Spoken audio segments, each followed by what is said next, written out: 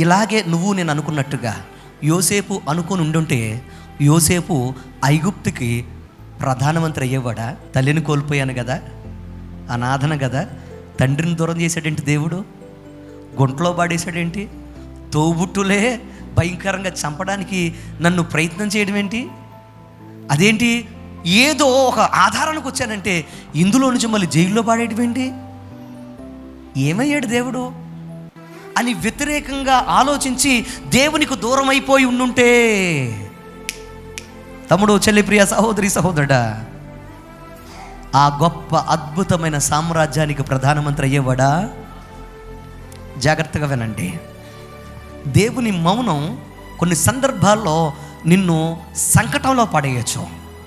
దేవుని మౌనం కొన్ని సందర్భాల్లో నిన్ను చేతగాని దానిగా నిలబెట్టచ్చు. దేవుని మౌనం అందరి ముందు నిన్ను అవమానపరచచ్చు. దేవుని మౌనం భయంకరంగా గాయమైపోయేటట్లుగా నిన్ను చేయొచ్చు. కానీ ఆ స్థితిలో కూడా, ఆ పరిస్థితుల్లో కూడా నా దేవుడు ఉంటే నాకు చాలు అని నువ్వు అనగలిగితే, అని నువ్వు పలకగలిగితే, అని నువ్వు ఆయన మీద నమ్మకం పెట్టుకోగలిగితే, జాగ్రత్తగా ఉండండి, అక్కడ అప్పుడు జరుగుతాయి సూపర్ న్యాచురల్ కార్యాలు.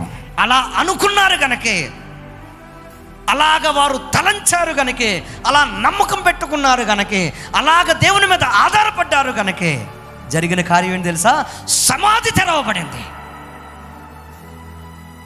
సమాధి బద్దలయ్యింది, చచ్చిన శవము లేచి సజీవంగా దేవుని ముందు నిలబడింది. 2 చేతులెత్తి హల్లెలూయా. అలా అనుకున్నారు గనకే, అలా నమ్మారు గనకే ఒక జైల్లో ఉన్న ఖైదీ ప్రధానమంత్రి అయ్యాడు.